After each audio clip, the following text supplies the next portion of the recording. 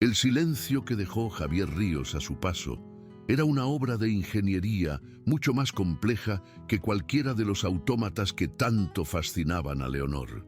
No era un mero vacío de sonido, sino una sustancia densa y pesada, cargada con el peso de lo no dicho, de la humillación contenida y de una dignidad tan afilada que cortaba el aire viciado del salón. Se había adherido a los pesados cortinajes de terciopelo carmesí, al cuero de los lomos de los libros que se alineaban como testigos mudos en las estanterías de caoba, y sobre todo se había instalado en el pecho de Leonor una presión fría que le impedía respirar con normalidad.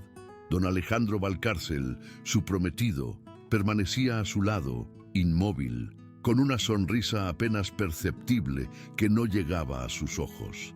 Era la sonrisa de un hombre que ha reafirmado el orden natural del universo con una sola frase, con esa pregunta lanzada como un dardo envenenado. Leonor querida, ¿es necesario que busques consejo técnico en hombres que huelen a aceite y a limaduras? La brutalidad no había residido en el volumen, sino en la calma, en la claridad cortante con que había trazado una línea invisible pero infranqueable entre su mundo y el de Javier. Un mundo de capital y linaje contra un mundo de habilidad y sudor.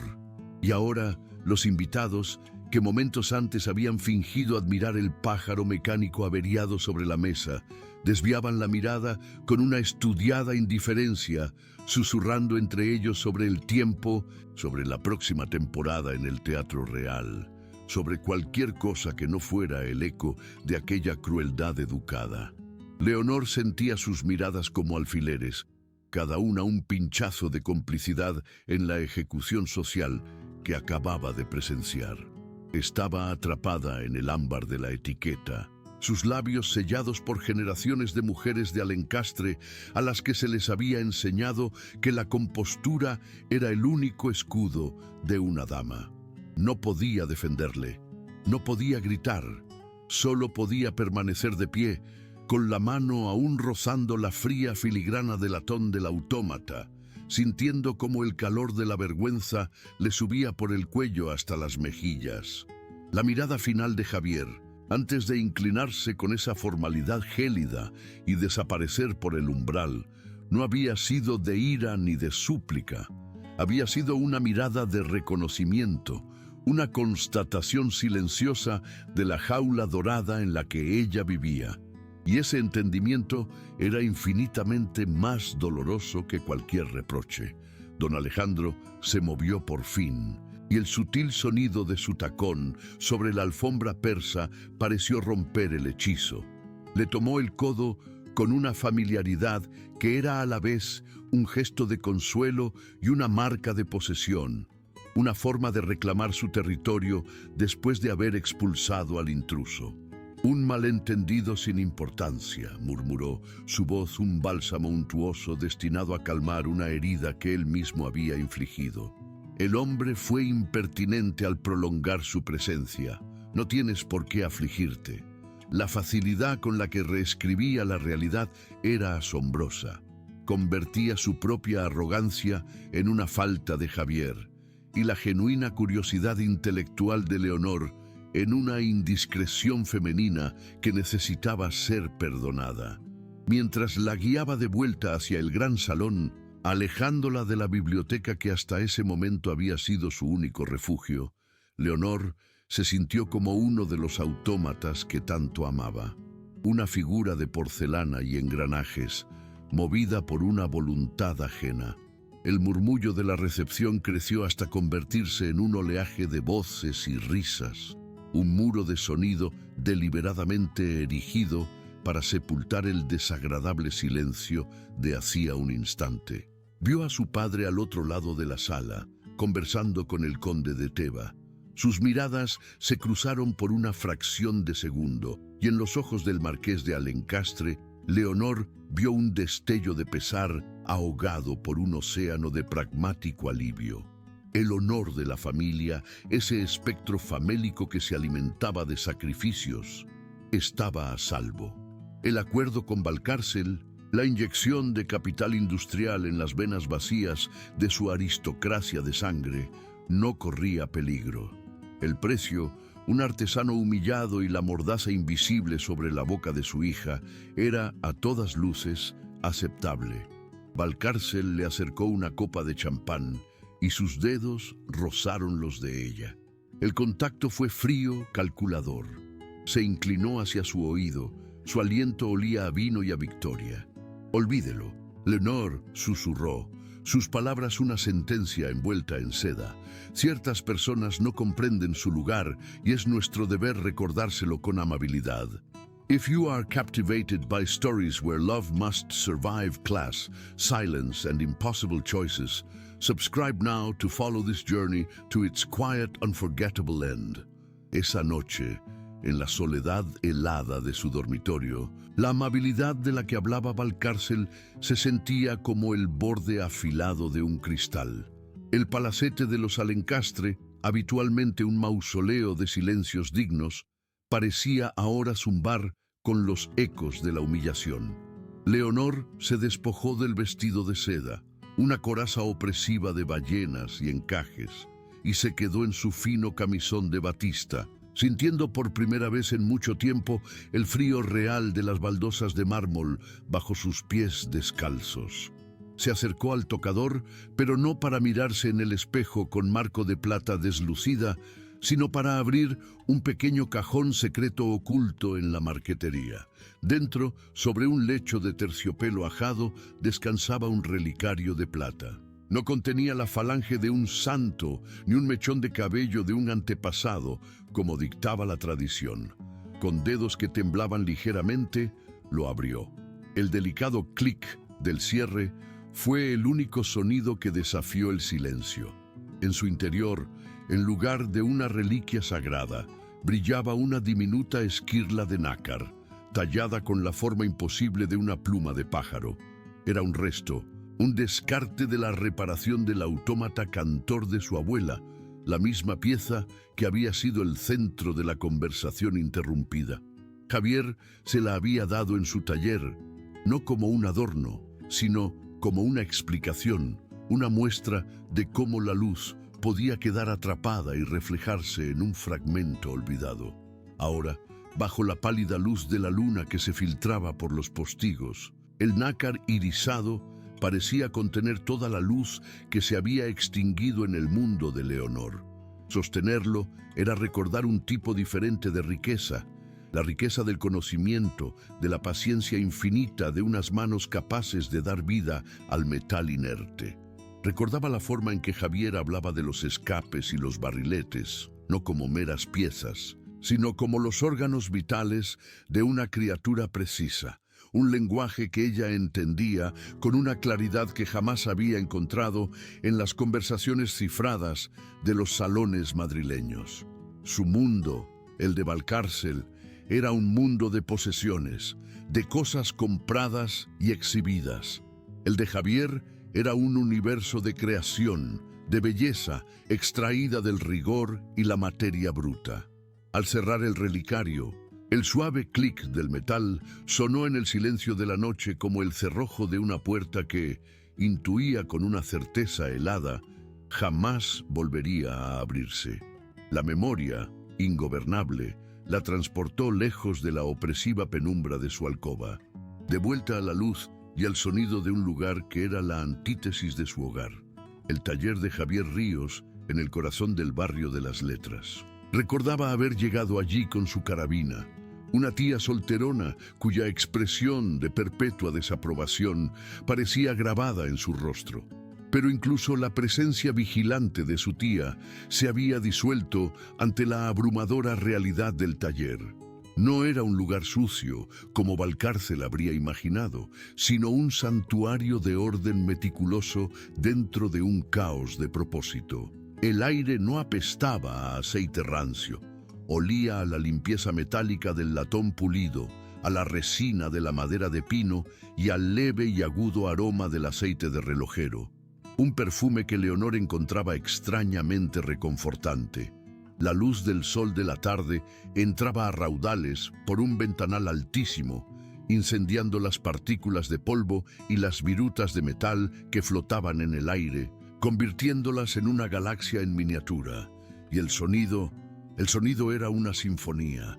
Cientos de relojes, de pared, de sobremesa, de bolsillo, cada uno con su propio ritmo, creaban un tic-tac colectivo, un latido constante y complejo que era el corazón mismo de la habitación. Allí, Javier no era el hombre que olía a limaduras, sino el maestro de un universo en miniatura. Le había recibido con una inclinación de cabeza respetuosa, pero sin la servidumbre a la que ella estaba acostumbrada. Cuando le habló del autómata, sus ojos, habitualmente serios y concentrados, se habían iluminado con una pasión intelectual que ella reconoció al instante como un reflejo de la suya. No la había tratado como a una dama ignorante que necesitaba simplificaciones, sino como a una igual. Le había mostrado los planos, le había explicado la delicada tensión del muelle principal, la ingeniosa complejidad del sistema de fuelles que producía el canto del pájaro. Por un instante, olvidó que era doña Leonor de Alencastre, un nombre que era a la vez un privilegio y una condena. Fue simplemente una mente fascinada por otra. Recordó cómo él le había permitido sostener un engranaje de latón recién tallado. A través de sus finos guantes de cabritilla sintió su peso perfecto, la fría precisión de sus dientes, y comprendió que en ese pequeño objeto había más honestidad y belleza que en todas las joyas de su familia. Fue entonces cuando vio la esquirla de nácar en la mesa de trabajo. Le explicó que era un excedente, demasiado pequeño para ser útil. Le había ofrecido la esquirla de nácar no como un regalo, sino como una evidencia, una prueba tangible de que la belleza podía nacer del descarte y la paciencia. Una verdad que ahora, en la opulencia hueca de su hogar, se sentía como la más cruel de las acusaciones. El recuerdo se desvaneció como el humo de una vela recién apagada, dejándola de nuevo en la fría realidad de su dormitorio, con el peso del nombre Alencastre oprimiéndole el pecho. La verdad era que el honor, esa palabra que tanto se esgrimía en los salones, no era más que una fachada agrietada. Podía verlo en la seda descolorida de las butacas, en el hilo de plata ennegrecido de los tapices que colgaban en los pasillos, en la forma en que su padre sonreía con demasiada avidez a hombres como Valcárcel, hombres de dinero nuevo cuya genealogía no resistiría un escrutinio serio, pero cuyas arcas podían apuntalar un linaje que se desmoronaba. Su matrimonio no era una unión de afectos, ni siquiera una alianza entre iguales. Era una transacción comercial en su forma más cruda y desesperada. Ella era el activo más valioso que le quedaba a su familia, la ofrenda que garantizaría que los acreedores no aporrearan finalmente las puertas del palacete y que el apellido Alencastre pudiera seguir manteniendo la ficción de su grandeza. Esta comprensión no era una emoción tempestuosa, sino una certeza fría y pesada, como una piedra alojada en el fondo de su estómago. La humillación que había sentido por Javier se transformó en algo más amargo. La conciencia de su propia impotencia, de su complicidad forzada en un sistema que valoraba el oro por encima del genio y la cuna por encima del carácter. El mundo de Javier, ese taller lleno de luz y propósito, era un lujo que ella no podía permitirse ni siquiera visitar en pensamiento. Su deber era para con los fantasmas de sus antepasados y la precaria supervivencia de los vivos. El sacrificio que se le exigía no era el de su felicidad. Hacía tiempo que había aceptado que eso era una consideración secundaria, sino el de su integridad, el de su capacidad para reconocer y defender el valor donde realmente residía. Al mirar su propio reflejo en el cristal oscuro de la ventana, no vio a una joven aristócrata, sino a una pieza más en un mecanismo complejo y despiadado, un engranaje perfectamente pulido, a punto de ser encajado en la maquinaria de la supervivencia social.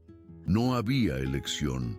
El honor de los Alencastre, aunque manchado y frágil, exigía un último sacrificio, y ella era el cordero que debía caminar hacia el altar no del amor, sino del contrato, sabiendo que la única persona que entendía el mecanismo de su alma acababa de ser expulsada para siempre de su mundo. Leonor cerró los ojos, intentando ahogar el eco de la voz sedosa de Valcárcel con una imagen, una reconstrucción, un acto de desesperada imaginación.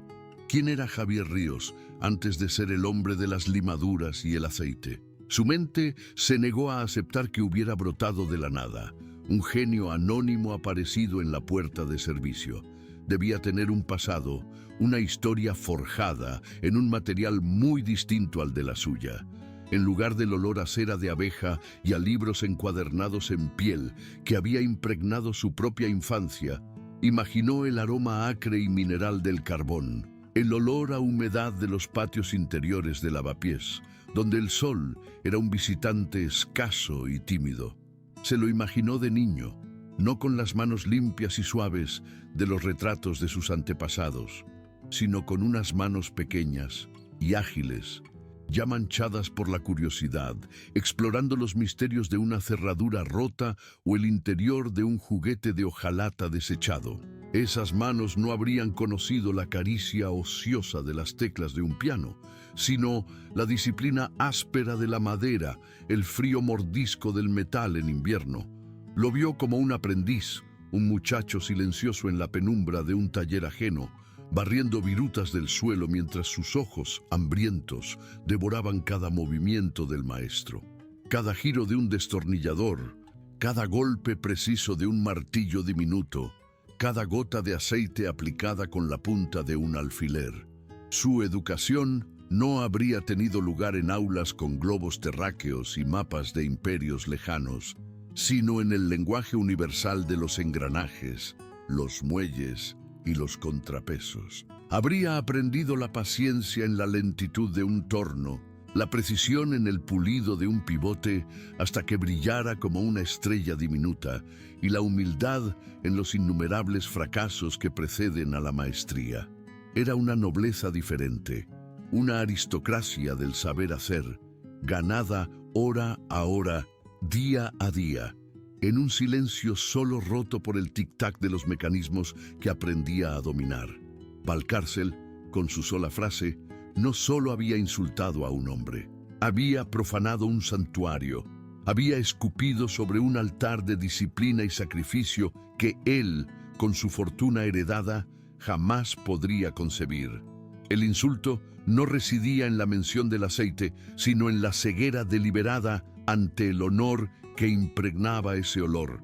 La dignidad de una vida construida pieza a pieza, con la misma meticulosidad con la que él ensamblaba el corazón de un reloj. Leonor se dio cuenta de que el mundo sólido y real de Javier hacía que el suyo, con sus títulos y sus blasones, pareciera una fantasmagoría frágil y hueca, y se preguntó con un escalofrío qué cataclismo se había desatado en el momento exacto en que esos dos universos incompatibles habían colisionado a través de ella. Su mente, como un autómata siguiendo una secuencia programada, rebobinó hasta el primer instante, el verdadero comienzo. No la visita oficial, con su padre despachando el asunto del pájaro cantor averiado como quien encarga la reparación de un grifo. No. El verdadero principio había sido un acto de subversión silenciosa, una pequeña rebeldía urdida por ella misma. Había oído hablar del taller de Ríos en el barrio de las Letras, un nombre susurrado con reverencia entre los pocos coleccionistas que su padre aún trataba, y una tarde, pretextando un paseo por el Retiro, había desviado a su carabina, la tía Elvira, hacia aquellas calles estrechas y bulliciosas, alegando una avería repentina en el delicado reloj de bolsillo que su abuela le había legado. Recordaba la sensación de cruzar un umbral invisible, dejando atrás el Madrid de los carruajes y los saludos formales para adentrarse en un mundo de artesanos, de tiendas, con los nombres pintados a mano sobre el dintel, de un olor a vida trabajadora que era a la vez extraño y extrañamente vigorizante. El taller no era la cueva oscura que su tía parecía esperar, sino un espacio inundado de luz, ordenado en su propio y complejo sistema. Y entonces le vio a él. Estaba de espaldas, inclinado sobre su banco de trabajo, la luz de un ventanal recortando su silueta concentrada. El sonido que llenaba la estancia no era ruido, sino un organismo vivo, el latido acompasado de cientos de corazones de metal.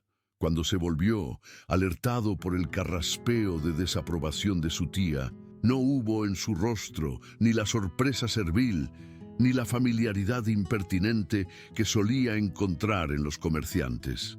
Sus ojos, de un gris profundo y serio, la evaluaron con una calma desconcertante. Le explicó el supuesto problema de su reloj, y él lo tomó en sus manos con una delicadeza que parecía casi reverencial. No se dirigió a su tía, ni utilizó las florituras verbales de un proveedor. Habló directamente con ella, en un lenguaje técnico y preciso, asumiendo, para asombro de Leonor, que ella era capaz de entenderlo. Le habló del áncora y de la rueda de escape, de la fatiga del muelle real. Y ella, por primera vez en su vida, se sintió vista. No como doña Leonor de Alencastre, no como un futuro activo matrimonial, sino como una inteligencia, una interlocutora. Aquella conversación de apenas 10 minutos sobre espirales y rubíes fue más real y estimulante que todas las horas de charla insustancial que había soportado en los salones. Fue un encuentro de mentes, una conexión tan pura e inesperada que, al salir de nuevo a la calle, el mundo familiar de los Alencastre le pareció de pronto un lugar mucho más solitario y oscuro.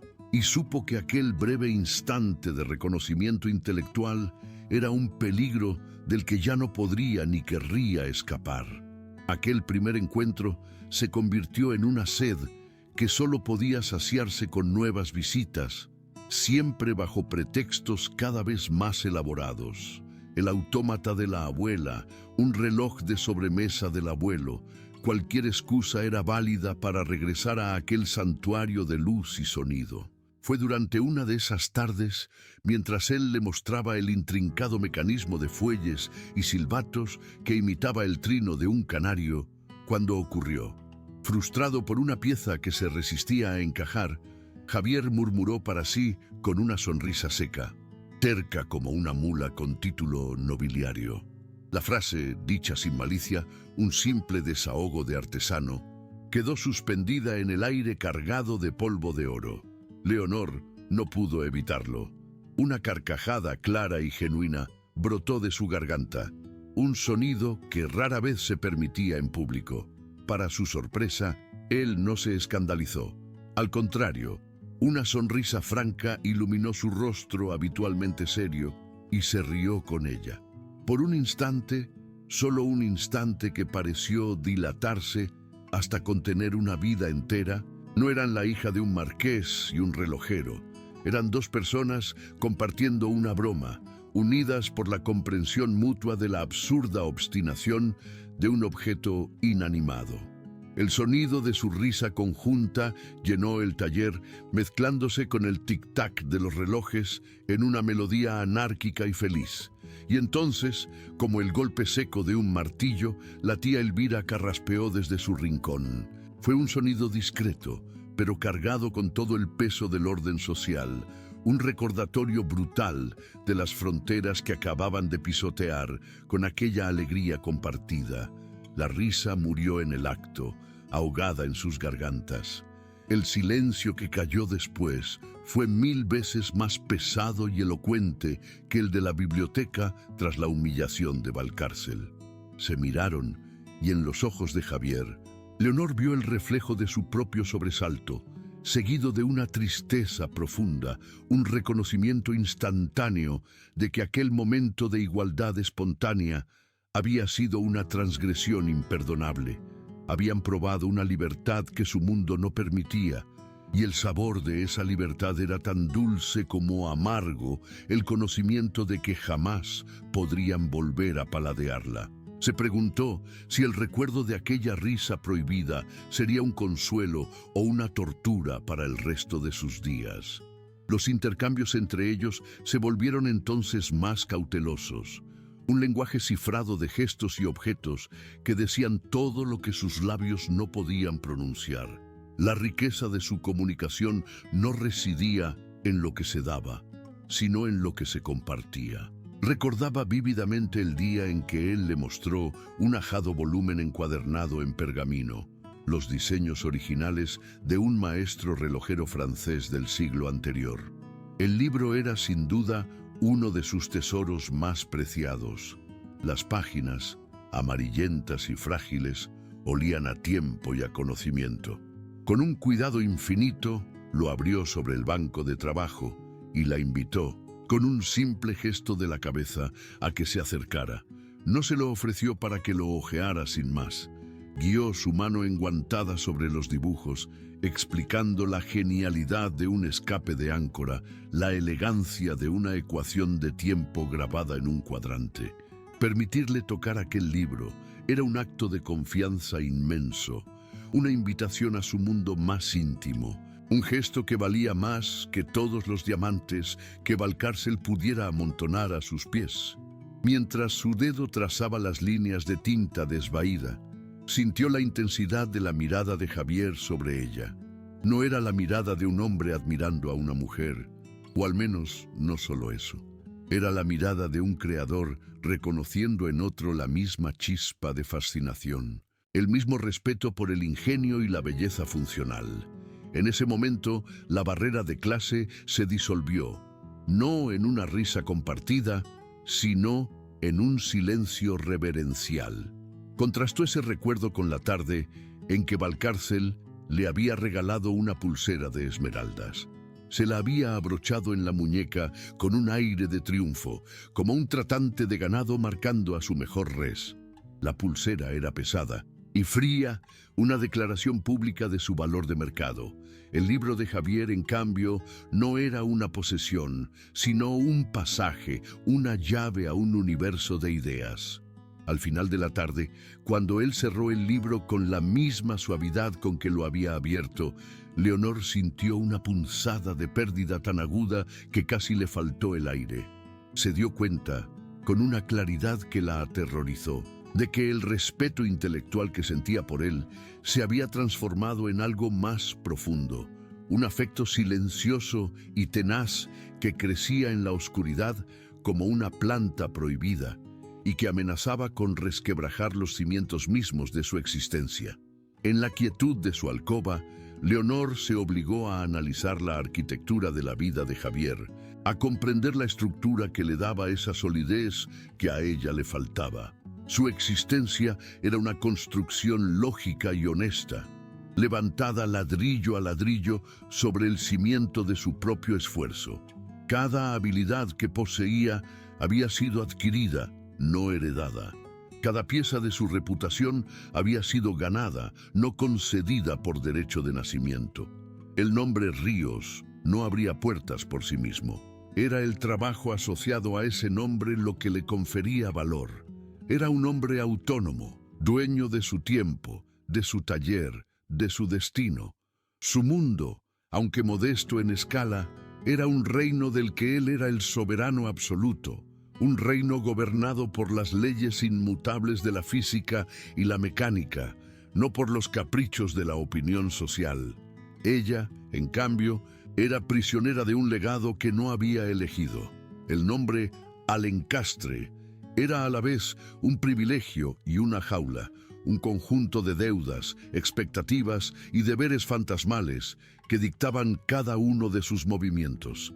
No poseía nada en realidad. Era una administradora de reliquias, una guardiana de un mausoleo glorioso, pero en ruinas. Su valor no residía en lo que era capaz de hacer, sino en lo que representaba. La pureza de un linaje, la llave para una transacción ventajosa. La ironía era devastadora. El hombre que, según Valcárcel, no conocía su lugar, era el único que había construido un lugar propio y verdadero en el mundo. Él había creado a partir de la nada un espacio de orden, belleza y propósito. Y ella, con su mera presencia, con la atracción fatal que su mundo de apariencias ejercía sobre la necesidad, había introducido el caos en su universo ordenado. Se dio cuenta con una oleada de náusea y culpabilidad de que ella era la debilidad en su diseño perfecto.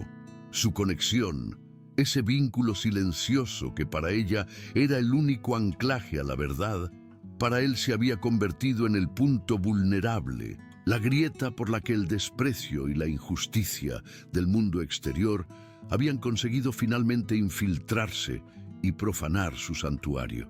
El tiempo que siguió a la partida de Javier no se midió en días, sino en la creciente densidad del silencio. La biblioteca, antes su refugio, se había convertido en un mausoleo de aquel momento, y Leonor la evitaba como si sus muros estuvieran impregnados de una enfermedad invisible. Sin embargo, la inacción era una tortura aún mayor, impulsada por una mezcla de culpa y una necesidad desesperada de reparar no el autómata, sino la fractura que se había abierto en el tejido de la decencia. Se sentó en su escritorio una mañana gris, con el olor a cera de suelo y a lluvia inminente llenando la estancia. Decidió escribir una nota, no una carta personal. Eso sería una transgresión impensable, sino una consulta formal, profesional, envuelta en el lenguaje frío de un cliente. Con su mejor pluma, sobre el papel más grueso y neutro que pudo encontrar, inquirió sobre el coste estimado para la recalibración del escape del pájaro cantor, utilizando deliberadamente la terminología técnica que él le había enseñado, como un código secreto, una ofrenda de respeto en un campo de batalla donde él había sido despojado de él. Cada palabra era un cálculo preciso, diseñada para transmitir un mensaje subyacente. Le veo, reconozco su maestría. Lo que ocurrió no me representa. Plegó la nota con manos temblorosas y se la confió a un lacayo de confianza, uno de los más viejos, cuyas lealtades eran más para la familia que para el dinero de Valcárcel. La espera fue un suplicio. Cada crujido de la casa, cada campana lejana, la hacía sobresaltarse. La respuesta llegó al día siguiente. No era una nota, sino una factura pro forma, impresa en un papel comercial de una calidad notablemente inferior al suyo, con el nombre Javier Ríos, Orología y Mecánica de Precisión en la cabecera. No había saludo. No había una sola palabra manuscrita más allá de las cifras y una descripción escueta del trabajo requerido. Era un documento impecable, anónimo, la clase de correspondencia que un artesano enviaría a la casa de un marqués, con el que no tenía ninguna relación personal. La frialdad del documento era una obra de arte en sí misma, una barrera de profesionalidad tan perfecta e inexpugnable que ninguna emoción podía atravesarla. Era una respuesta a su mensaje no dicho, y decía con una claridad devastadora: el puente entre nuestros mundos ha sido quemado, solo queda el comercio. Leonor sintió el papel en sus manos, fino y ligeramente áspero, y comprendió que aquel pedazo de contabilidad era la lápida de su conexión, una declaración de que él, para protegerse, había aceptado las reglas que el mundo de ella le había impuesto con tanta brutalidad. La factura impresa se convirtió en la primera pieza de una conspiración de silencio mucho más amplia, una que no necesitaba villanos ni órdenes explícitas, pues era el propio tejido social el que actuaba como antagonista. Leonor comenzó a percibir cómo el nombre de Javier Ríos era sistemáticamente borrado de la conversación, como una mancha de tinta que se seca y se vuelve invisible sobre un tapiz oscuro. Una tarde, mientras tomaba el té con su tía Elvira, se atrevió a mencionarlo, enmarcando su comentario en la seguridad de lo práctico. Me pregunto si señor Ríos tendrá la pieza de nácar necesaria para el ala del autómata. dijo, su voz sonando extrañamente alta en la quietud del salón. Su tía, que estaba examinando minuciosamente una puntilla de su abanico, levantó la vista y su expresión no fue de enfado, sino de una suave y condescendiente corrección, la misma que usaría si Leonor hubiera cometido un error gramatical. Querida, de esos asuntos se ocupa el administrador. No es propio que te preocupes por los detalles de los proveedores. La palabra proveedor fue pronunciada con una entonación particular, una forma de clasificar y archivar a Javier en un cajón mental del que no debía ser extraído. No era un hombre, era una función. Días después, al pasar junto al despacho de su padre, le oyó hablar con don Alejandro. Valcárcel, con su voz suntuosa, sugería contratar a un relojero francés que había abierto una tienda en la carrera de San Jerónimo, alabando su estilo parisino. El nombre de Ríos no fue mencionado, pero su ausencia era un grito. Estaba siendo reemplazado, no por ser incompetente, sino por ser socialmente inconveniente. Se convirtió en un fantasma, una ausencia cuidadosamente mantenida. Leonor se dio cuenta de que su mundo no necesitaba muros de piedra para crear prisiones. Sus barrotes estaban hechos de etiqueta, de omisiones calculadas y de una cortesía letal que podía aniquilar a un hombre sin levantar jamás la voz. Javier no había sido odiado, había sido declarado imposible, una ecuación que no encajaba en la elegante matemática de su sociedad, y por lo tanto debía ser borrada de la pizarra. Comprendió con una claridad helada que estaba completamente sola en el recuerdo de su valía, una guardiana solitaria de una verdad que el resto del mundo había acordado tácitamente ignorar. If you are finding value in this story of dignity and silence, please like this video. It helps us share these forgotten lives. El universo, en su cruel ironía, conspiró para forzar un encuentro que ambos, por razones distintas pero paralelas, habrían hecho cualquier cosa por evitar. Sucedió una tarde de otoño, cuando el sol pálido doraba las hojas caídas en el paseo del Prado. Leonor caminaba con su madre, un paseo prescrito para tomar el aire, una procesión lenta y formal bajo la mirada vigilante de otros miembros de su clase. El aire olía a castañas asadas y al humo de los primeros fuegos de la temporada. Fue entonces cuando le vio. Javier salía de una tienda de grabados con un portafolios de cuero bajo el brazo. Por un instante, antes de que él la viera, Leonor tuvo la oportunidad de observarle en su estado natural. Su expresión era seria, concentrada, la de un hombre inmerso en sus propios pensamientos, en su propio mundo de propósito. Vestía con una pulcritud sobria, su abrigo de lana oscura bien cepillado, sus botas limpias, pero carecía de la estudiada elegancia de los hombres de su entorno. Era la diferencia entre la ropa que se usa para trabajar y la que se usa para ser visto. Entonces sus miradas se cruzaron sobre el bullicio de los carruajes y los vendedores ambulantes. El tiempo pareció congelarse. El reconocimiento fue instantáneo, un destello de la conexión perdida, seguido inmediatamente por una cautela mutua que descendió como una cortina de hielo. Su madre, notando su vacilación, siguió la dirección de su mirada y su boca se frunció en una línea casi imperceptible de desaprobación.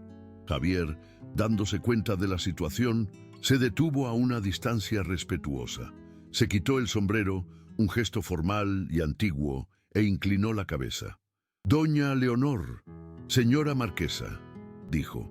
Su voz era un murmullo neutro, apenas audible por encima del ruido de la calle. No había ni rastro de la calidez o la pasión intelectual que ella recordaba. Era el saludo de un extraño. «Señor Ríos», respondió ella, su propia voz sonando frágil y lejana.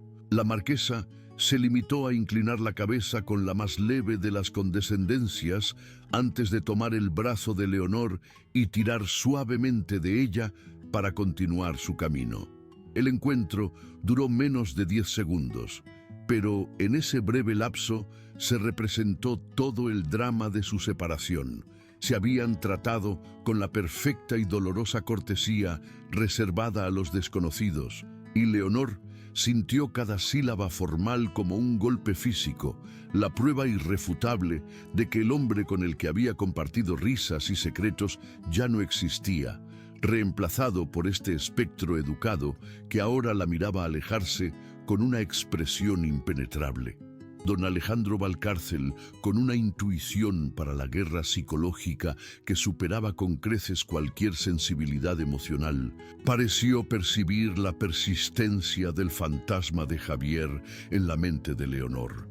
Y como un general consumado, decidió que la mejor estrategia no era el ataque directo, sino la ocupación del territorio. Unas semanas después del encuentro en el Prado, llegó al palacete un enorme paquete envuelto en papel de estraza y sellado con el lacre de una de las tiendas más caras de la capital. Dentro, sobre un lecho de virutas de madera perfumada, descansaba un autómata. Era un paje de estilo dieciochesco, hecho de porcelana esmaltada y seda que al darle cuerda, se llevaba una pluma al papel y trazaba una firma ilegible. Era una pieza de moda, importada de Francia, ostentosa y técnicamente impecable en su ejecución. Valcárcel se lo presentó con una sonrisa de suficiencia, como si le ofreciera una joya. «Un pequeño divertimento para decorar tu escritorio, querida», dijo. «La última novedad de París, totalmente automático, sin las complicaciones de esas viejas reliquias». La indirecta era tan afilada como un estilete. Estaba reemplazando el pájaro cantor, el objeto que la había unido a Javier con una creación que representaba todo lo que él no era. El pájaro, aunque averiado, poseía un alma, una historia, la huella de unas manos expertas que habían buscado imitar la vida. El paje de porcelana era una cáscara vacía, una proeza de fabricación en serie tan perfecto como carente de vida. Leonor tuvo que aceptar el regalo con una sonrisa ensayada. Tuvo que admirar su mecanismo y agradecer la generosidad de su prometido. Mientras sus dedos rozaban la fría superficie de la porcelana y el satén tieso de su librea, sintió una oleada de repulsión. El autómata era un símbolo de su propio futuro, una existencia dorada, impecable y completamente desprovista de la belleza honesta y artesanal que había llegado a valorar por encima de todo. Valcárcel no solo estaba borrando a Javier, estaba colonizando su mundo interior, reemplazando sus tesoros secretos con las llamativas baratijas de su riqueza. El paje fue colocado en su escritorio, donde su movimiento repetitivo y sin sentido se convirtió en una tortura silenciosa, un recordatorio constante de la victoria del dinero sobre el genio y de la jaula exquisitamente decorada que se estaba cerrando a su alrededor. Incapaz de encontrar consuelo en el mundo exterior, un mundo que ahora estaba siendo activamente remodelado a imagen y semejanza de Valcárcel, Leonor comenzó un lento y peligroso retiro hacia el único territorio que aún le pertenecía, su memoria. Las noches se convirtieron en su santuario. Cuando el palacete finalmente se hundía en el silencio y el único sonido era el lejano traqueteo de un coche de caballos o el gemido del viento en las galerías, ella se permitía el ritual prohibido. Se sentaba en la oscuridad de su alcoba, la luz de la luna filtrándose a través de las persianas y dibujando patrones plateados en el suelo, y abría el pequeño cajón secreto de su tocador. Sacaba el relicario de plata. El metal, frío al principio, se calentaba lentamente con el calor de su piel. El clic del cierre al abrirse era un sonido íntimo, un secreto compartido solo con la noche, y allí, en el lecho de terciopelo, la esquirla de nácar captaba la pálida luz y la devolvía en un espectro de colores lechosos. Sostenerla era un acto de invocación. Cerraba los ojos y reconstruía el taller de Javier pieza por pieza. Volvía a oler la mezcla única de aceite de relojero, madera y metal. Volvía a oír la sinfonía de los tic-tacs, ese latido colectivo que era la antítesis del silencio opresivo de su hogar. Revivía cada conversación, no solo las palabras, sino el tono de su voz, la forma en que sus manos, de dedos largos y sorprendentemente elegantes a pesar de su oficio, se movían con una certeza y una delicadeza hipnóticas al señalar un engranaje o al trazar un diseño en el aire. Recordaba la intensidad de su mirada cuando le hablaba de algo que le apasionaba. Una mirada que no la veía como un título o una dote, sino como una mente afín. Estas sesiones de recuerdo eran a la vez un bálsamo y un veneno.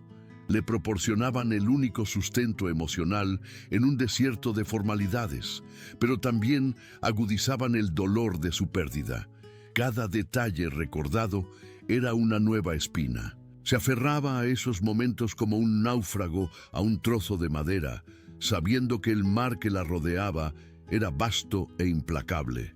Se preguntaba si esta vida interior, este museo secreto que construía cada noche, sería suficiente para mantenerla a flote en los años venideros, o si la constante comparación entre el recuerdo vibrante y la realidad gris acabaría por ahogarla por completo. La necesidad de este refugio interior se hizo más acuciante a medida que la realidad exterior se volvía más descarnada. El honor de los Alencastre, esa entidad abstracta por la que se le pedía que se sacrificara, comenzó a mostrar su verdadero rostro, el de una desesperación financiera apenas disimulada. Una noche, al pasar por el pasillo que bordeaba el despacho de su padre, oyó voces. No era una discusión acalorada, sino algo mucho peor.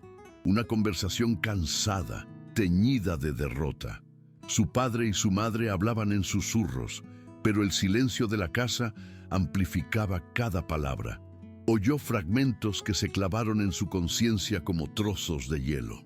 La hipoteca del palacio vence en primavera, decía su padre, su voz desprovista de su habitual autoridad. Los Valcárcel son la única solución, Isabel. Su capital es lo único que puede salvarnos del bochorno. Y luego la voz de su madre delgada y tensa. Leonor es una buena hija. Comprende su deber. El acuerdo matrimonial debe firmarse antes de Navidad, o será demasiado tarde. No había mención de afecto, ni de felicidad, ni de su futuro como mujer. La conversación era la de dos estrategas al borde de la aniquilación, moviendo su última pieza valiosa en el tablero. Leonor se quedó inmóvil en la oscuridad del pasillo, con la mano apoyada en el frío brocado de la pared. El peso de su deber, que hasta entonces había sido una carga noble y teórica, se materializó de repente. Tenía un precio, unas cifras, una fecha límite. No estaba salvando un concepto abstracto de honor. Estaba impidiendo literalmente que los muebles fueran sacados a la calle, que su anciano padre tuviera que enfrentarse a la humillación definitiva de la bancarrota. La imagen de Javier, de su taller lleno de luz, de su dignidad ganada a pulso, chocó violentamente con la imagen de sus padres, atrapados en la penumbra de su propia herencia, conspirando para venderla con el fin de mantener las apariencias. La compasión que sintió por ellos fue abrumadora, pero también lo fue el sentimiento de ser una mera mercancía. Se dio cuenta de que el sacrificio que se le exigía no era solo el de su corazón, sino el de su propia identidad, que sería disuelta en una transacción diseñada para preservar un nombre que ya no era más que una fachada dorada sobre un edificio en ruinas. Fue en esa desolación, en la cruda comprensión de la maquinaria que regía su destino, donde Leonor encontró una nueva y extraña forma de paz. Era la paz de la aceptación, no de la rendición. Dejó de luchar contra las paredes de su jaula y comenzó a estudiar su diseño, su mecanismo. Comprendió que cualquier intento de mantener el contacto con Javier no era un acto de amor, sino de egoísmo. Insistir en su conexión solo le expondría a él a más humillaciones, a más desaires del mundo de ella. Le convertiría en un escándalo, en un chismorreo de salones, y eso sería la profanación definitiva de su integridad, que era precisamente lo que ella más admiraba en él. Protegerle significaba desaparecer de su vida. Mantener vivo su afecto por él significaba abrazar el silencio. El mayor acto de lealtad que podía ofrecerle era permitir que el mundo creyera que le había olvidado, que había aceptado su lugar en el orden de las cosas. Su amor, se dio cuenta, solo podía existir en la negación, en la distancia, en un sacrificio silencioso que nadie, y menos que nadie él, podría reconocer jamás. Era una lógica terrible y perfecta, tan precisa como la de un mecanismo de relojería. Una tarde, después de esta revelación, se acercó al autómata de porcelana que le había regalado Valcárcel. Lo observó durante un largo rato, su movimiento incesante y vacío. Luego, con una calma que la sorprendió a sí misma, lo tomó en sus manos, lo llevó a un armario en una de las salas menos utilizadas del palacete y lo guardó en el fondo, cubriéndolo con una vieja tela de lino. No fue un acto de rabia, sino de orden. Estaba poniendo las cosas en su sitio, separando lo falso de lo verdadero. Esa noche, por primera vez en muchas semanas, no sacó el relicario de su escondite. No necesitaba hacerlo. El recuerdo de Javier ya no era una herida abierta que debía ser curada en secreto. Se había convertido en una parte de ella misma, una fuente de fortaleza interior, un estándar de dignidad contra el que mediría todos sus actos futuros, sabiendo que el único homenaje verdadero que podía rendirle era comportarse con un honor que él reconocería como propio. Los 2 años que siguieron se solidificaron no como un lapso de tiempo, sino como una sustancia, un ámbar grisáceo que fue envolviendo lentamente a Leonor, preservando su forma exterior mientras petrificaba su interior. La vida continuó con la inexorable y monótona precisión de un reloj de luto. Las estaciones cambiaron con una indiferencia cruel, pintando los árboles del retiro con los colores de la vida y la decadencia, mientras ella permanecía inmutable en su papel de prometida perfecta. Su existencia se convirtió en una serie de rituales vacíos, cada uno un clavo más en el ataúd de su autonomía. Las pruebas del ajuar, con el olor a naftalina de los linos que habían estado guardados durante generaciones, esperando a una novia que sintiera algo más que una resignación helada. Las visitas semanales de don Alejandro, cuyo olor a caros cigarros y a agua de colonia se había convertido en el aroma de su capitulación. Un perfume que se adhería a las cortinas y a los muebles mucho después de su partida. Su conversación era un desierto de obviedades. Política, negocios, las cacerías del duque de Medinaceli, las dolencias de algún pariente lejano. Leonor aprendió a navegar estas conversaciones con una habilidad consumada. Sus respuestas eran engranajes perfectamente calibrados en una maquinaria social que no requería ni pensamiento ni sentimiento. Se convirtió en una experta en el arte de la presencia ausente, su cuerpo sentado erguido en el salón de Damasco, mientras su mente vagaba por las calles polvorientas del barrio de las Letras, reconstruyendo una y otra vez la luz, el sonido y la sensación de propósito de un taller que ya solo existía en la geografía de su memoria. Valcárcel, en su arrogancia, confundía su compostura con contentamiento. No veía la fortaleza interior que había construido, el santuario secreto donde guardaba el recuerdo de Javier, no como un amor perdido, sino como una brújula moral. El relicario de plata permanecía en su cajón, pero ya casi nunca lo abría. No lo necesitaba. La verdad de lo que había perdido y de lo que había representado Javier estaba grabada en su alma. Una verdad que la sostenía y la condenaba a la vez. Una tarde, mientras ordenaba unos libros en la biblioteca, El mismo lugar de la humillación encontró una vieja revista de divulgación científica que su abuelo había coleccionado.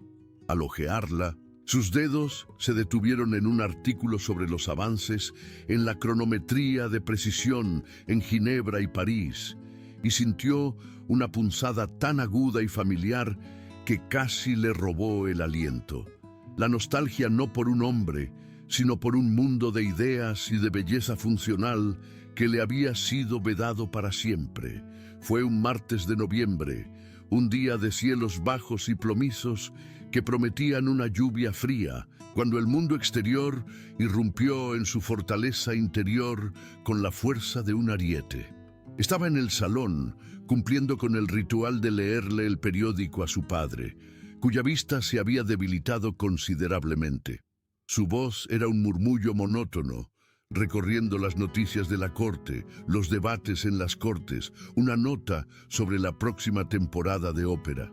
Pasó a la sección de cultura y artes, esperando encontrar la somnolencia habitual de las críticas de exposiciones y los anuncios de veladas literarias. Y entonces lo vio.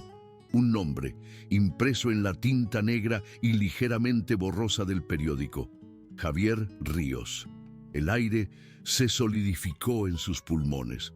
Su voz flaqueó por una fracción de segundo antes de que recuperara el control, un esfuerzo de voluntad que le costó hasta la última gota de su disciplina.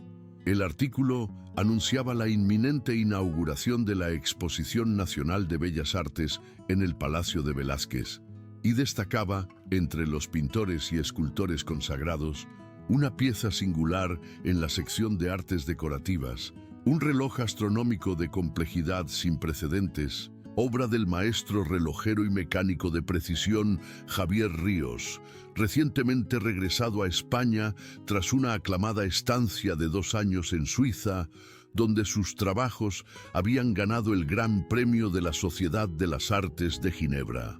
El periódico describía la pieza con un lenguaje florido pero reverente, un microcosmos de bronce y acero que no solo marcaba las horas, sino que trazaba el movimiento de los planetas, las fases de la luna y el lento vals de las constelaciones.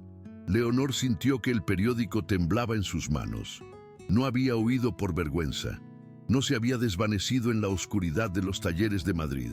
Había ido al corazón mismo de su arte, al epicentro de la relojería mundial, y había regresado no como un artesano local, sino como una autoridad, un nombre que los periódicos ahora escribían con el mismo respeto que reservaban para los artistas de renombre.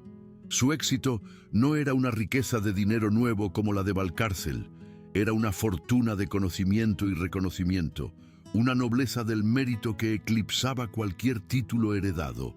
El silencio que él había dejado tras de sí no había sido un vacío, sino un período de gestación. Y ahora, el fruto de ese silencio estaba a punto de ser revelado al mundo, y ella sintió una necesidad tan violenta y primordial de verlo que supo que desafiaría cualquier convención para estar allí. La idea se arraigó en su mente con la tenacidad de una planta que crece en la grieta de una roca. Asistir a la exposición, ver el reloj, verle a él, era una locura, un riesgo calculado que bordeaba la imprudencia, pero la alternativa, permanecer en casa, imaginando la escena, dependiendo de los relatos de segunda mano, era una forma de muerte en vida que ya no estaba dispuesta a aceptar. Sabía que no podía ir sola, ni con su madre o su tía. Necesitaba el escudo perfecto, la coartada inexpugnable, y esa coartada, irónicamente, era el propio don Alejandro Valcárcel. Lo planeó con la meticulosidad de un estratega militar. Esperó a la cena de esa noche, cuando su prometido estaba de un humor expansivo tras cerrar un trato favorable para sus fundiciones en el norte. Eligió el momento con cuidado, entre el plato principal y el postre, cuando la conversación languidecía. Con una voz que sonaba, incluso para sus propios oídos, admirablemente casual, mencionó el artículo del periódico. Parece que la exposición de Bellas Artes de este año promete ser un acontecimiento notable. dijo, doblando su servilleta. Dicen que incluso el presidente del Consejo de Ministros asistirá a la inauguración. Valcárcel, que valoraba por encima de todo ser visto en los lugares correctos, mordió el anzuelo. «¿Ah, sí?», respondió, su interés apenas disimulado. «Podríamos dejarnos ver. Es importante apoyar las artes nacionales». Leonor contuvo el aliento. «Hablan de una pieza de relojería muy curiosa», añadió ella, probando los límites. «Un reloj astronómico. Podría ser interesante». Él hizo un gesto displicente con la mano. «Mecanismos y cachivaches. Pero si te entretiene, querida, por supuesto que iremos». La facilidad con la que accedió fue casi más dolorosa que si se hubiera negado. Su completa y absoluta ignorancia del cataclismo que esa simple excursión representaba para ella era la prueba definitiva del abismo que los separaba. Pasó los días siguientes en un estado de febril anticipación. El día de la visita eligió su atuendo con un cuidado casi reverencial. Un vestido de lana gris perla, severo pero elegante, sin adornos superfluos. Era un traje que hablaba de respeto, no de coquetería. Mientras se abrochaba los guantes de cabritilla, notó el temblor de sus propios dedos y se preguntó qué encontraría en aquel palacio de cristal. La confirmación de un final o el insoportable resurgimiento de una esperanza que creía haber enterrado hacía mucho tiempo. El palacio de Velázquez, con su estructura de hierro y sus vastas superficies de cristal, parecía una catedral laica dedicada al arte. El aire del interior era una mezcla compleja de olores: el barniz fresco de los cuadros, la cera de los suelos pulidos, el perfume caro de las damas y el aroma a lana húmeda de los abrigos de los caballeros. El sonido era un murmullo constante, un mar de voces educadas y pasos apagados que reverberaba bajo la alta cúpula. Leonor caminaba del brazo de Valcárcel, sintiendo el frío de la realidad a través de la fina tela de su guante. Su prometido se movía por la exposición con la actitud de un propietario inspeccionando sus bienes, ofreciendo comentarios condescendientes sobre la falta de vigor en los paisajes y la técnica anticuada de los retratos. Leonor apenas le oía. Sus ojos barrían la multitud, buscando no un rostro, sino un objeto, un epicentro de calma y orden en medio de aquel caos social. Lo vio al fondo de la sala principal, en un lugar de honor, el reloj astronómico. Era mucho más grande de lo que había imaginado, una torre de latón y acero pulido que se alzaba hasta la altura de un hombre, encerrada en una vitrina de cristal que la protegía de la curiosidad del público. Incluso a distancia, su presencia era magnética. No era un mero objeto decorativo, era una declaración, una pieza de filosofía hecha metal. Y junto a él, hablando en voz baja con un hombre de barba gris que Leonor reconoció como el ministro de Fomento, estaba Javier. El corazón se le detuvo. No había cambiado mucho en su aspecto físico, pero la forma en que ocupaba el espacio era completamente diferente. Ya no tenía la cautela del artesano que entra en un mundo ajeno.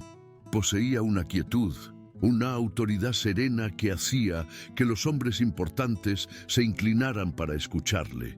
Vestía un traje oscuro de un corte impecable, pero la verdadera transformación no estaba en su ropa, sino en su porte. Era la confianza tranquila de un hombre que conoce su propio valor y no necesita la aprobación de nadie. Valcárcel, siguiendo su mirada, finalmente le reconoció. Una sonrisa de desdén se dibujó en sus labios. Increíble lo que un poco de barniz puede hacer por la clase trabajadora, siseó, su voz lo suficientemente alta como para que los que estaban cerca pudieran oírle. El comentario de Valcárcel, una gota de veneno en el aire, pareció evaporarse antes de llegar a su objetivo. Javier, si es que lo oyó, no dio la menor señal. Terminó su conversación con el ministro con una leve inclinación de cabeza y entonces, solo entonces, Sus ojos se movieron a través del espacio que los separaba y encontraron los de Leonor. Fue un impacto físico, una colisión de 2 años de silencio en un único instante de reconocimiento. Por un momento, el murmullo de la sala, la presencia de Valcárcel, el peso de su compromiso, o todo se desvaneció. Solo existía aquella mirada, cargada de una historia que nadie más en aquella sala podría jamás comprender. Aprovechando un momento en que Valcárcel fue abordado por un socio comercial, Leonor sintió que sus pies la llevaban, como si tuvieran voluntad propia, hacia la vitrina del reloj. Javier se acercó al mismo tiempo desde el otro lado, creando una isla de intimidad en medio del gentío, con el pretexto de examinar su propia obra. Estaban a apenas 1 metro de distancia, separados por el cristal y por un abismo social que paradójicamente nunca había parecido tan irrelevante y tan infranqueable a la vez. «Es una obra maestra, señor Ríos», dijo ella, su voz apenas un susurro, sus palabras dirigidas al reloj, pero destinadas a él. Él la miró, y la seriedad de sus ojos grises era la misma que ella recordaba del taller, pero ahora contenía una profundidad nueva, una tristeza antigua. «Gracias, doña Leonor», respondió, su voz también baja, un murmullo que era solo para ella. Hubo una pausa, un universo de cosas no dichas suspendido en el aire entre ellos. Y entonces él habló de nuevo, con una calma que desmentía la tormenta que sus palabras desatarían en ella. No confesó amor, no habló de anhelo, confesó algo mucho más profundo, más devastador. «Me fui», dijo, sus ojos fijos en los de ella, «porque mi honor no podía ser testigo de la ausencia del de ellos». La frase, precisa y afilada como un instrumento de cirujano, cortó a través de 2 años de suposiciones, de dolor, de resignación. No había huido de la humillación de Valcárcel. Había huido de la deshonra de escuchar a su padre y a su prometido discutir sobre ella como si fuera un activo en un libro de contabilidad, una yegua de cría cuyo valor residía en su linaje. No estaba allí para reclamarla, ni para desafiar a su rival. Estaba allí para devolverle su propia historia, para hacerle saber que él nunca la había visto como una mujer que pudiera ser comprada o vendida, y que su partida había sido el último y más desesperado acto de respeto. El mundo de Leonor se fracturó y se recompuso en el lapso de un solo latido del gran reloj astronómico que tenía a su lado. Las palabras de Javier no habían sido una confesión, sino una llave, una que abría la celda en la que había estado viviendo sin siquiera ser plenamente consciente de sus barrotes. La verdad que le había revelado era de una generosidad tan inmensa y de un sacrificio tan absoluto que la dejó sin aliento. Él no la había abandonado, la había liberado de la única manera que podía, asumiendo el papel del cobarde para que ella no tuviera que llevar la carga de ser la causa de un conflicto entre hombres que la veían como una propiedad. Había protegido su dignidad a costa de la suya, un acto de una nobleza tan pura que hacía que todos los títulos y blasones de su mundo parecieran oropel barato. Levantó la vista del mecanismo del reloj y miró a don Alejandro, que ahora reía a carcajadas por un chiste contado por su socio. Por primera vez le vio con una claridad cegadora. No vio a un hombre poderoso, a su futuro esposo, al salvador de su familia. Vio a un hombre hueco, un hombre cuyo concepto del honor era una simple herramienta para la adquisición y la exhibición. Un hombre tan pobre de espíritu que su única forma de sentirse grande era haciendo a otros pequeños. Y luego miró de nuevo a Javier, que ya se había alejado discretamente y ahora explicaba con paciencia un detalle de su obra a un grupo de estudiantes. Vio a un hombre que había construido un reino entero a partir de su propio intelecto y de sus propias manos. Un hombre cuyo honor no era una pose, sino la estructura misma de su ser. Comprendió entonces el verdadero secreto que él había guardado. Su éxito internacional no era el arma que había forjado para volver y luchar por ella. Era la fortaleza que había construido para poder vivir sin ella, para crear un mundo propio donde las reglas degradantes del de ella no pudieran volver a tocarle. Cruzar esa frontera, usar su nueva fama para intentar ganarla, le habría obligado a jugar el mismo juego sucio que Valcárcel, a tratarla como un premio. Al negarse a hacerlo, al elegir en cambio ofrecerle la verdad como un regalo sin condiciones, le había demostrado el respeto más profundo imaginable. Una calma fría y lúcida se asentó en su interior, desplazando el dolor y la confusión, el miedo a la ruina, al escándalo, al futuro incierto de su familia. Todo se encogió hasta volverse insignificante frente a la magnitud de esta nueva certeza. Sabía, con una finalidad tan absoluta como el movimiento de los planetas en el reloj de Javier, lo que tenía que hacer. El regreso al palacete fue un viaje a través de un túnel de silencio, con el traqueteo de las ruedas del carruaje sobre los adoquines, marcando el compás de una nueva era en su existencia. Don Alejandro, a su lado, pontificaba sobre la decadencia del arte moderno.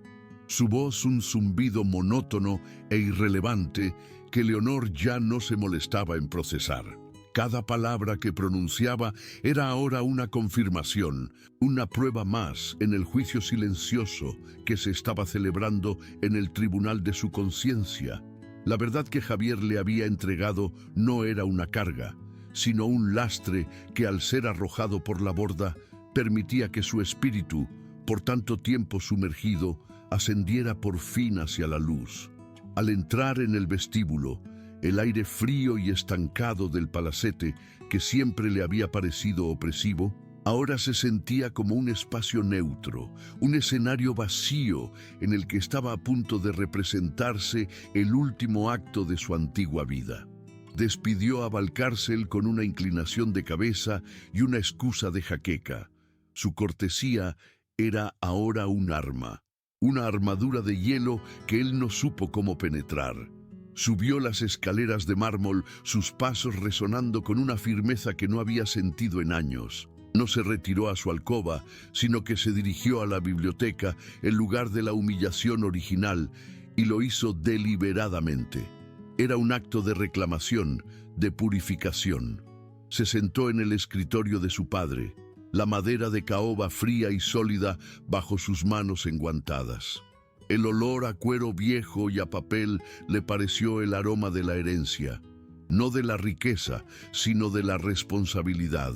Con una calma que la asombró, tomó una hoja del papel más grueso, el que se reservaba para la correspondencia de importancia, y desenroscó el capuchón de la pluma de su padre. La mojó en el tintero de plata, y el pequeño sonido del plumín al raspar contra el cristal fue el único ruido en la vasta quietud. No escribió con la furia de una mujer despechada ni con la desesperación de una amante frustrada. Escribió con la precisión glacial de una aristócrata, dictando los términos de una rendición, solo que era la rendición de él, no la suya. Las palabras eran pocas, formales y tan afiladas como el borde de un cristal. Don Alejandro comenzaba, tras una profunda y serena reflexión: me veo en la obligación de comunicarle mi irrevocable decisión de disolver el compromiso que nos une. He llegado a la conclusión de que una alianza entre nuestras familias sería insostenible, dada una divergencia fundamental en nuestra concepción de lo que constituye el verdadero honor. No había acusaciones, no había detalles. La ambigüedad era su poder. Dejaba que la conciencia de él, si es que la tenía, llenara los vacíos.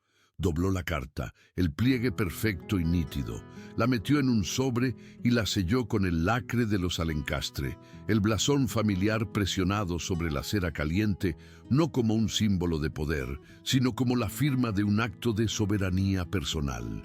El honor de los Alencastre, se dio cuenta, no residía en salvar sus finanzas, sino en negarse a vender su alma, y supo, con una certeza aterradora, que el futuro de su nombre dependía enteramente de la tormenta que desataría ese pequeño y silencioso trozo de papel.